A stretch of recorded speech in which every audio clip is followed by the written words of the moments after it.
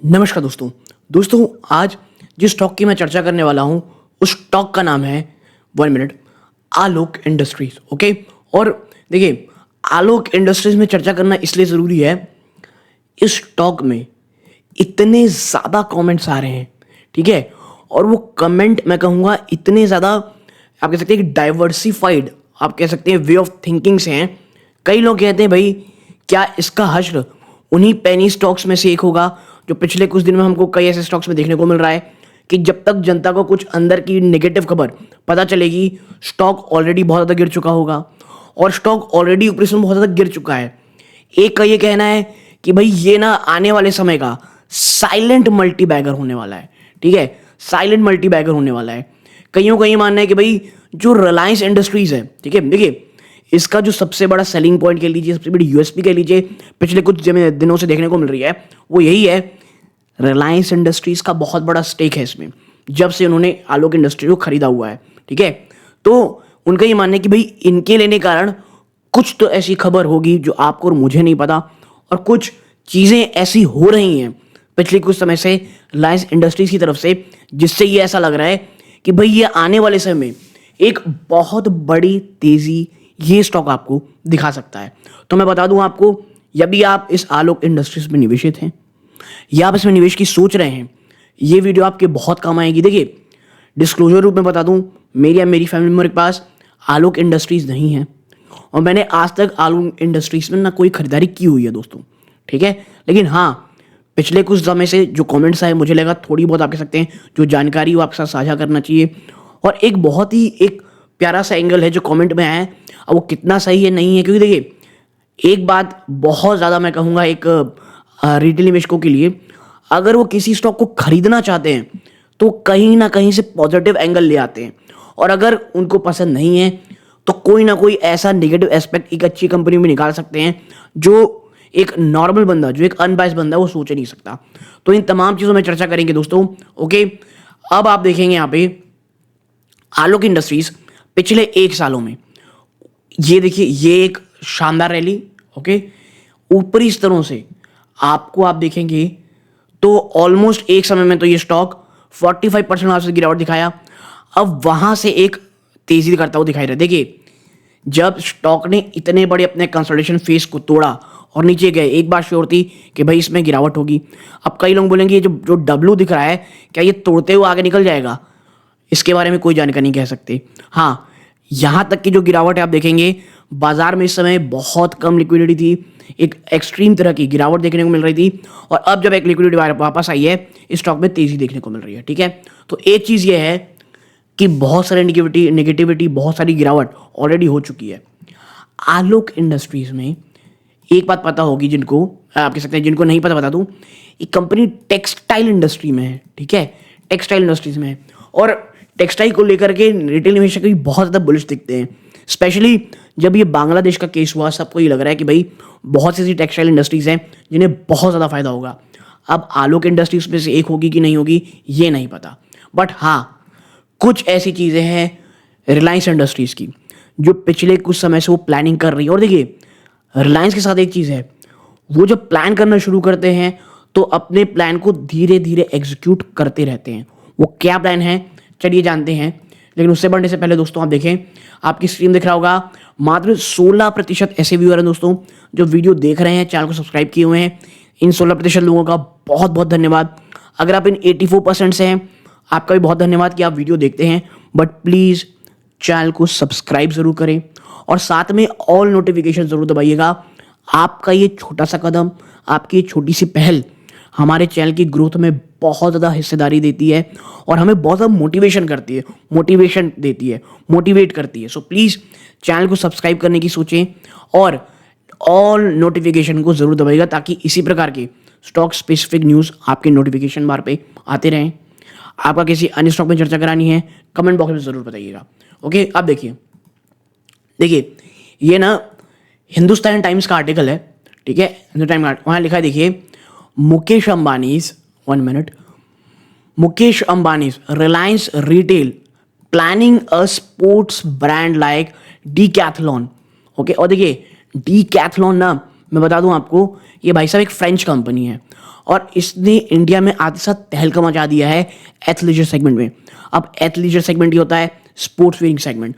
अब आप ट्रैकिंग कह लीजिए, आप कोई भी ऐसे स्पोर्ट्स वेयर जो स्पोर्ट के रिलेटेड होते हैं ये आपको प्रदान करते हैं। ओके, और Reliance retail is reportedly planning to lease 8,000 to 10,000 square feet space in prime locations across top cities, a yet to be named brand. Okay, तो ये चीज़ें हैं।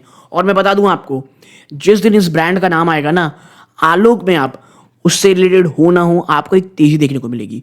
और यहीं आता है जो एक आप कह सकते हैं एक फैसिनेशन चल रहा है कि भाई अब रिलायंस रिटेल जो है, रिलायंस वाले ये लगातार प्राइम लोकेशंस में स्टोर लीज कर रहे हैं और वो डीकैथलॉन को टक्कर देंगे। और आप कह सकते हैं जब आलोक इंडस्ट्रीज के पास इतना बड़ा आप कह सकते हैं जो एक कह सकते हैं टेक्सटाइल को लेकर के आप कह सकते हैं इनपुट लिया जा सकता है, वहाँ से माल लिया जा सकता है, वहाँ पे मैन्युफैक्चर किया जा सकता है, तो आलोक इंडस्ट्री एक बहुत ज़्यादा आप कह सकते हैं बेनिफिशियरी होगा और यही से फ्यूचर मल्टीबैगर बनाएगा। बीच बीच में हिकअप्स आएंगे, इश्यूज आएंगे और एक बहुत बड़ी तेज़ी बनाएगा। अच्छा देखिए, इस बारे में ना मैं एक बात कहता हूँ कि चलिए आप ठीक है आप कह सकते हैं, और आप ऐसे में अगर आप रिस्क लेने जाते हैं, एक हाई रिस्क इन्वेस्टर हैं, मैं बैंक सेलिंग की बात नहीं कह रहा हूँ, मैं बस आपसे कह रहा हूँ अगर आप एक हाई रिस्क इन्वेस्टर भी हैं तो भी इस पॉइंट ऑफ व्यू में 1% या 2% से ज़्यादा अगर आप इसी स्टोरी के ऊपर ले रहे हैं, इससे ज़्यादा अगर आप पोर्टफोलियो में हिस्सेदारी दे रहे हैं, तो मुझे लगता है आप एक जो रिस्क रिवॉर्ड है उसमें रिस्क की तरफ बहुत ज़्यादा जा रहे हैं, रिवॉर्ड की तरफ बहुत कम जा रहे हैं। ठीक है, और देखिए सिर्फ रिलायंस ही नहीं, एक एसेट मैनेजमेंट कंपनी है उसकी भी से बहुत बड़ी हिस्सेदारी है और जो लेवल्स हैं उसकी भी चर्चा मैं आपको सेकंड हाफ में कराऊंगा। आप देखें यहाँ पे ज़रा, अब आलोक इंडस्ट्रीज को देखेंगे ना तो आपको ये समझ में आएगी। मैं आपको ना ज़रा इसका बैलेंस शीट पहले तो लेकर के चलता हूँ। ओके 1 मिनट, ये इसकी बैलेंस शीट है। आप यहाँ पाएंगे भाई सब रिजर्व नेगेटिव में है, बोरोइंग छप्पड़ फाड़ के आगे बढ़ रही है। इतनी ज़्यादा डेट में ये कंपनी है, इतनी ज़्यादा कि मैं क्या बताऊँ। और मैं हमेशा कहता हूँ मुझे वो कंपनियाँ बिल्कुल भी नहीं पसंद हैं जो बहुत ज़्यादा डेट में रहती हैं, या मैं कहता हूँ जिनका डेट टू इक्विटी 1 से ऊपर होता है, और ये तो भाई साहब पता नहीं कितनी ज़्यादा है। तो ये सबसे बड़ा निगेटिव है और ये मुझे सबसे बड़ा रिस्क फैक्टर लगता है। ओके, इसके साथ साथ अगर आप इसके ना आप क्वार्टरली नंबर्स में नजर डालेंगे, ओके, आप पाएंगे ये बढ़ोतरी हुई। ठीक है, ये एक स्टैग्नेशन में चल रहा है। देखिए पिछले कुछ समय से कोई बहुत बड़ी आपको यहाँ से 23 सितंबर 2000 के बाद आपको कोई बहुत बड़ा जंप नहीं बल्कि गिरावट बीच में जंप देखने को मिलेगा। और सितंबर में तो भाई साहब हालत बद से बदतर हो गई, कोई टैक्स परसेंटेज भी नहीं आ रहा है यहाँ पे। अरे भाई साहब अगर वो प्रॉफिट में आएगा तब तो दोगे क्या टैक्स, यहाँ पे आप कुछ नहीं आ रहे हो। आपका ऑपरेटिंग मार्जिन निगेटिव में जा चुका है, नेट प्रॉफिट का तो चेहरा ही आपने कभी अपनी लाइफ में नहीं देखा आज तक। अब इस चीज़ों के बावजूद अगर आप ये सोच रहे हैं कि भाई हाँ इसके बावजूद हम खरीदेंगे, क्यों? क्योंकि रिलायंस इंडस्ट्रीज में है, तो मैं फिर कहूँगा आप एक स्टोरी के ऊपर जा रहे हो, और अगर स्टोरी के ऊपर जा रहे हो तो अपने लेवल्स को, अपनी जो इन्वेस्टमेंट है उसे अपने पोर्टफोलियो का कोई बहुत बड़ा हिस्सा देने से प्लीज़ बचें। देखिए at the end of the day it's your money, it's your decision. आप कोई भी सलाह लें, आप अपने वित्तीय सलाहकार से बातचीत कर लें या आप खुद रिसर्च करें, आपको लगता है नहीं यार ये ऐसा होगा ही, मुझे ऐसा कॉन्फिडेंस है, तो आप ले सकते हैं। अच्छा अब देखिए यहाँ पर आप देखिए शेयर होल्डिंग पैटर्न में अगर मैं आपको दिखाऊं 1 मिनट, ये देखिए 75% जो एक टॉप सीलिंग होती है 75% वो अभी भी यहाँ पे है।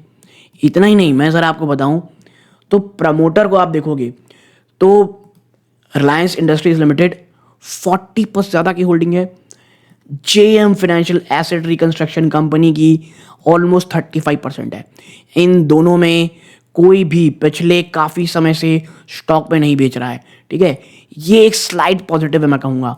अच्छा देखिए इसमें यही चीज़ होती है कि कोई एक स्टोरी है जो आने वाले समय पर अपने वाली आपको दिखाई देगी। एफआईआईस को देखेंगे तो उनकी भी होल्डिंग 2.44% है, डीआईआईस कोई भी नहीं है उसमें, और भाई रिटेल तो रहेगा 22% का, 22 रुपए की अगर आपकी कोई स्टॉक है तो। ठीक है, तो ओवरऑल आप देखोगे ना ऑन द फंडामेंटल बेसिस मुझे ये कंपनी बिल्कुल पसंद नहीं आती। हाँ जो उसके ऊपर स्टोरीज चलती हैं, जो चलती हैं वो तो चलती ही रहेंगी। रिलायंस की इसमें हिस्सेदारी है और आप हर जगह देखेंगे मैंने भाई आलोक इंडस्ट्री जो है ना ये फ्यूचर मल्टीबैगर है, कुछ बीच में इशूज आएंगे लेकिन हम देखेंगे। मुझे ये लगता है अगर आपको स्टोरी में बिलीव है, पोर्टफोलियो के प्लीज 1 से 2% हिस्सा ना दें। हाँ, ये स्टोरी में कहीं ना कहीं कुछ ना कुछ तो मुझे भी लगता है दोस्तों पर्सनली कि आप कह सकते हैं कुछ स्टोरी मेकिंग चल रही है, लेकिन धरातल में कब आएगी, तब तक स्टॉक कहाँ तक गिर जाएगा, बाजार में अगर गिरावट होती है और कितनी भयानक गिरावट होगी इसमें, और अगर आने वाले क्वार्टर दिसंबर क्वार्टर में भी आपको खराबी देखने को मिलेगी, तो भैया स्टॉक में तो बहुत ज़्यादा और पिटाई हो सकती है। और देखें यहाँ पे अगर मैं लेवल्स की चर्चा करूँ ना, आप देखेंगे यहाँ पे मंथली बेसिस पे अगर जो पिछले महीने ट्रेडिंग हुई है उसके हिसाब से अगर हम प्राइस रेंज निकालें तो आप पाओगे यहाँ पे कि ट्रेंड तो बुलिश है, हर चीज़ है बुलिश है, टेक्निकल इंडिकेटर न्यूट्रल है। अब देखें क्लासिक के हिसाब से पहला सपोर्ट आता है 19.73, जो पिवट पॉइंट है 21 रुपये 40 पैसा है, देन 19.73, फिर 18 रुपये 17 पैसे, और उसके बाद 16 रुपये 49 पैसा। ठीक है, फिबोनाची के हिसाब से आप देखोगे तो 20 रुपये 18 पैसा, 19 रुपये 41 पैसा, एंड देन 18 रुपीज़ एंड 17 पैसा। तो देखिए इस प्रकार के सपोर्ट है जो आपको ध्यान में रखना। और देखिए अगर आप रेजिस्टेंस पे जाओगे ना तो देखिए 22 रुपये 97 पैसा क्लासिक के हिसाब से, देन 24 65 पैसा, उसके बाद 26 रुपये 21 पैसा। फिबोनाची के हिसाब से भी 22 रुपये 65 पैसा, देन 23 रुपये 42 पैसे, देन 24 रुपये 65 पैसे। दोस्तों सिंपल मूविंग एवरेज ये यहाँ पर ट्रेड करते आपको दिखाई दे रहे हैं दोस्तों। ओके, तो क्योंकि ये क्वेश्चन बहुत ज़्यादा था और कईयों को लगता था या एक साइलेंट मल्टीबैगर होगा या निवेशकों को मिलेगा बड़ा धोखा। ठीक है, तो आपकी क्या राय है कमेंट बॉक्स में बताइएगा आलोक इंडस्ट्रीज को लेकर के। मुझे लगा एक थोड़ा डिफरेंट वीडियो बनाना चाहिए, अन्य किसी स्टॉक में चर्चा करानी हो कमेंट बॉक्स में बताइएगा। यहाँ तक जुड़े रहे बहुत बहुत धन्यवाद। ये वीडियो का अंत है। जय हिंद दोस्तों।